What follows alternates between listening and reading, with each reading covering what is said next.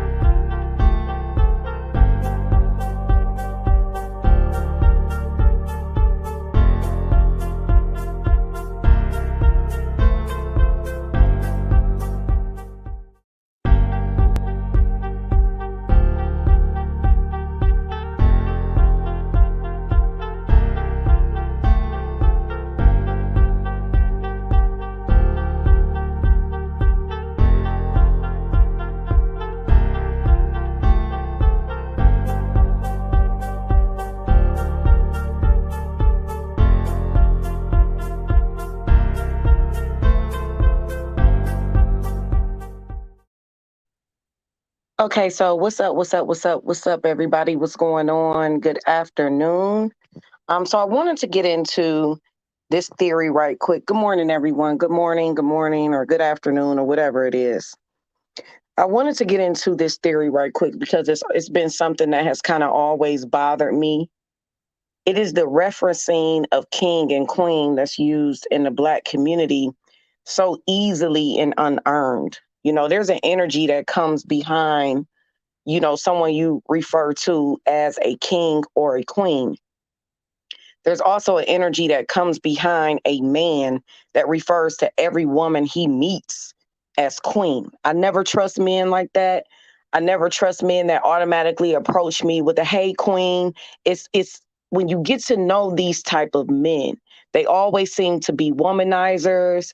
They always tend to have all these false ideas of what a woman should be. They're very much so the average traditionalist of a man, and they have this identification of a woman that can be stifling and controlling. And if you aren't acting in this manner, if you aren't acting in that manner, then you're not. They tend to be the ones that like to remove. They like to remove and take away from your womanhood when they feel like they should. You get what I'm saying? They tend to be the men that feel as if they are the ones that identify who you should be as a woman. And if you don't meet those qualifiers, then in their mind, they don't have any respect for you. Those men that use the word queen a lot have that type of energy. And I peeped it a long time ago. So I don't really take a lot of delight or joy, or I'm not really flattered when a man refers to me as being a queen. I don't feel disrespected either, but it's sort of like a red flag to me. You know, when I get queen so easily, and I see a man using the word queen so easily with groups of women, with the collective of Black women, I've even seen Black men refer to white women as queens. Now, see, this is where it gets a little tricky because, see, now the queen and king terminology has reached the white community and now they are using it. Now we see Black women referring to white men as kings. And I don't know about y'all, but I always felt there was a spiritual energy behind that terminology, king and queen. And when you refer to somebody like that, that's like the ultimate level of respect. So I never could understand why it was being used so loosely. And now I see that white people are using it. White women are running around referring to Black men as kings, and then Black women are calling white men kings. Now that Black women have gotten a little sniff of dating outside of their race, now they're all over the internet saying, hey, white king, hey, king, hey, king. And to me, it's just tragic. See, there's an honoring of false idols. And I don't think people identify with the fact that everybody does not deserve the queen or king title. You are literally anointing someone with your words. And y'all know I tell y'all about words all the time. They are spells. So you are running around here anointing rulers because biblically, a king and a queen are rulers. And throughout history and throughout the Bible, we have had some horrible rulers, and they were only rulers because they were anointed by the people. So when you anoint with your words and you give people rulership, you create a monster. You know, running around here calling Black men kings, you have now created the monster because Black men could be living in their mother basement and still feel like they're a king because that is what you call him.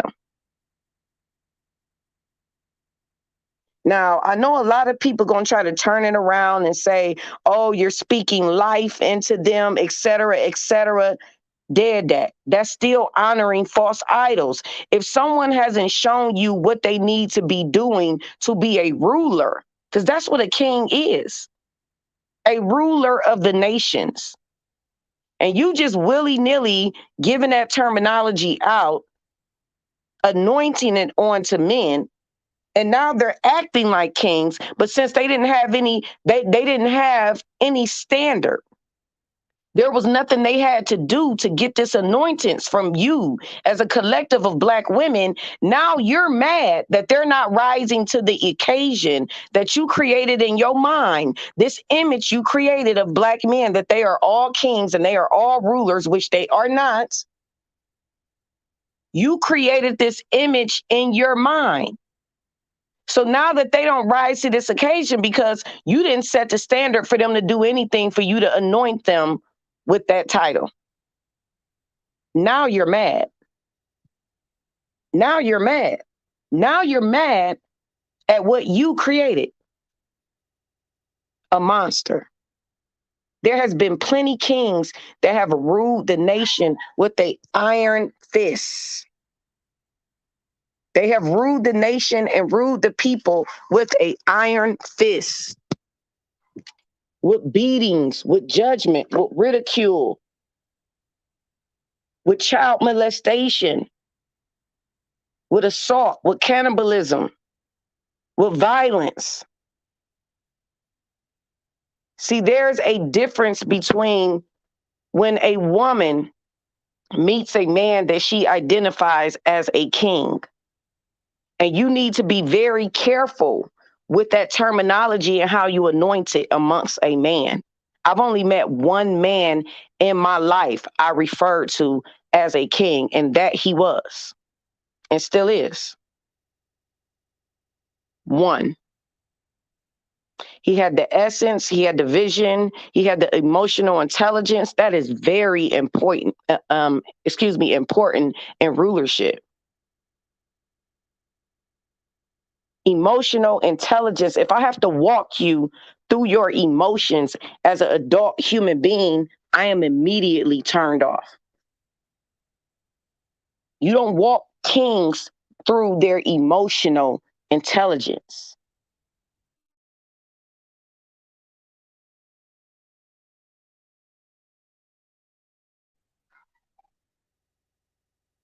That's not something you will have to do. Emotional intelligence is what women are lacking in relationships with men. This is what women are complaining about. You can almost lead the horse to the water, but you can't make them drink. That's basically where women are.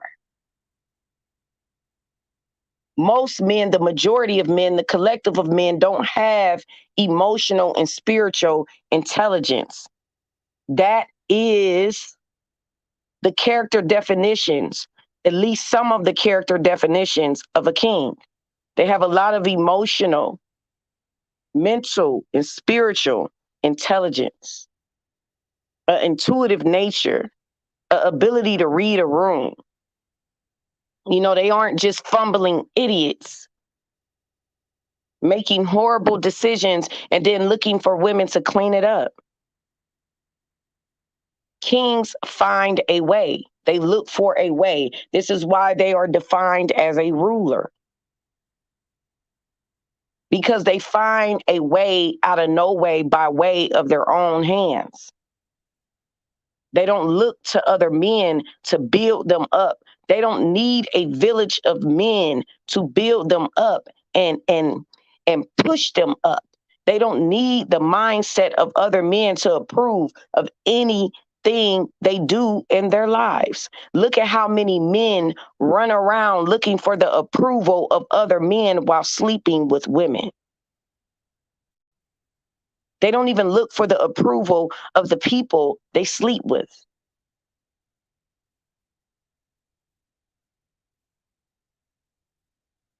There's no way that you should have ever been running around here anointing people with your words. A collective of men who have done nothing to show you that they are rulers, that they are leaders, that they are visionaries, that they care about the weaker vessels of the community, the women, the children, the elderly, that they set up provision and protection of it all. They step into a role that affects thousands. They identify with who they are as a man and the role they play in the people's lives that they come in contact with. There aren't many men you meet like that who take responsibility for their relationships, whether they be big or small.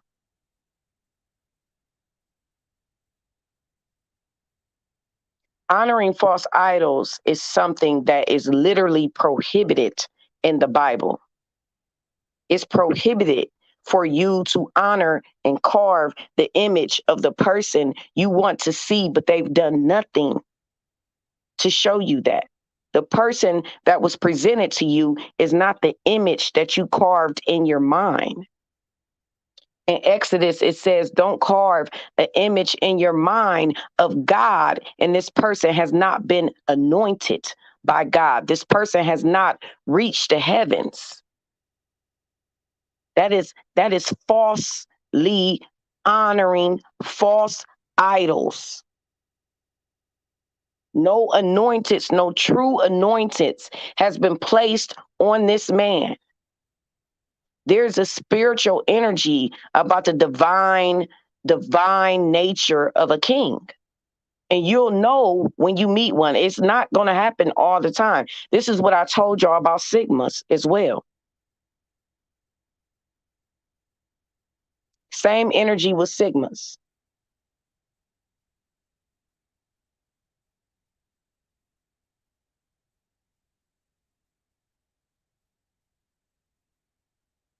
So anointing people is like honoring a false idol. Just because you want to walk around believing that's upliftment That's speaking life. That whole thing of speaking life into people needs to be redirected.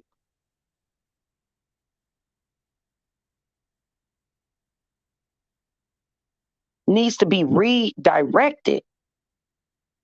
Because you have now gotten into the energy of speaking into life because of, like I just said in Exodus, you have carved an image in your mind of what you want to see. So since that's what you want to see, you think that if you keep speaking it into him and speaking it into him and speaking it into him, he'll believe it. But he got to be making the steps already himself for you to even feel like it's something you need to speak into. You running around speaking into empty vessels and you expecting to hear something or collect.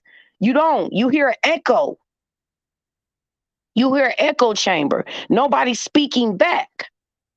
Is anybody speaking back to you? You're speaking into an echo chamber, and the only one talking and running their mouth is you. Nobody's treating you as a spiritual divine ruler of the nations, as a Black woman. Nobody's treating you like that as a collective. Yeah, they calling you queen, but they want you to move in the house and sleep on your couch and all of that. Like, come on. They calling you queen because they know you believe that image you created in your head. You created that image of God carved in your head, and you done slapped it on some empty vessel, and now you receiving nothing but an echo chamber of conversation. Your own words coming back at you. Ain't nobody pouring into you. So now, because ain't nobody pouring into you, now you're complaining because you created this false image in your own head. You honor false idols in your own head. You honor false idols in your own head. So since you did that in your own head, now all of a sudden a collective of men that have shown you that your voice is nothing but an echo chamber.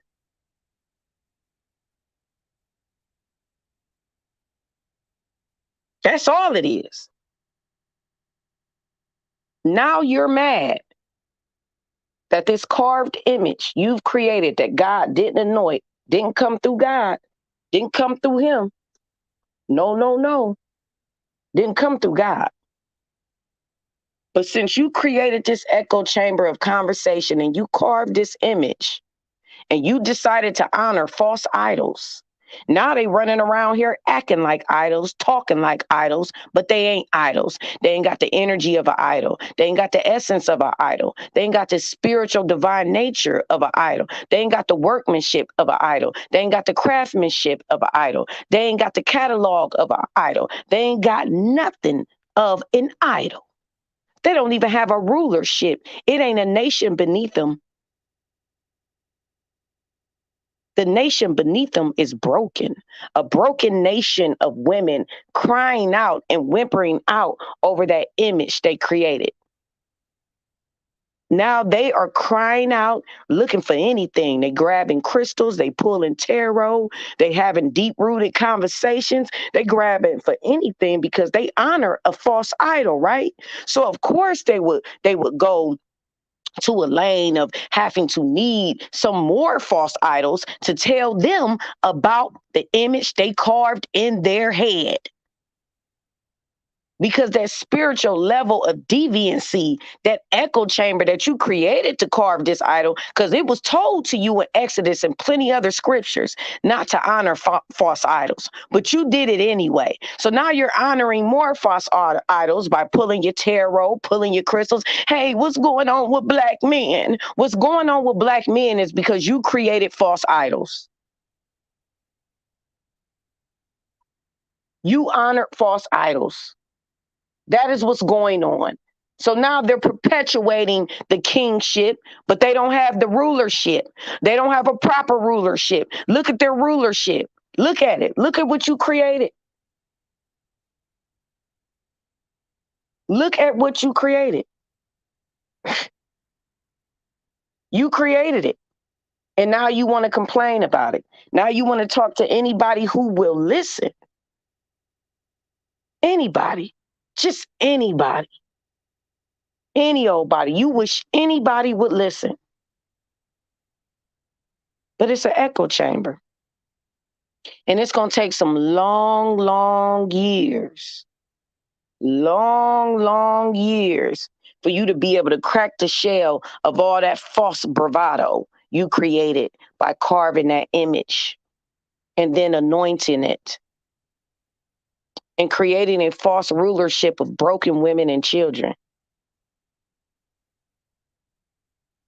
So it's going to take a long time to get through the thick skulls, the thick old skulls of these false idols you created. It's going to take a long time. You've been calling them kings since they came out of the womb. Since they came out of the womb. So now it's time for you to take responsibility for honoring false idols. And by way you take responsibility, you take accountability for the fact that you can't seem to be the ruler of your own thoughts. So where's the queens? Because you can't seem to be the ruler of your own thoughts. So flip it in reverse. Back it up. Because it starts with you. So you got to be the ruler of your own thoughts. Even when you know that this situation ain't good for you. Don't make situations that ain't good for you worse by acclimating situations that ain't good for you into your day-to-day life and your day-to-day struggles. Just because you want to honor a false idol and believe that they're a king. Because deep down in your heart and soul, you know that they're not. But because some man came out of nowhere and said, oh, I need my woman to be my peace.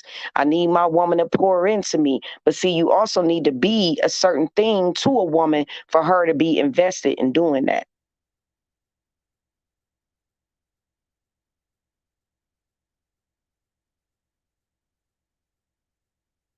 So if you can't be a ruler of your own thoughts over your heart and over your soul, a ruler of your own thoughts, how can you anoint anybody with your words?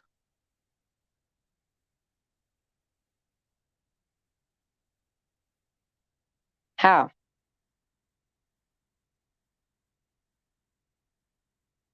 And I want you to think on that. This is Woman Sphere. You guys be easy.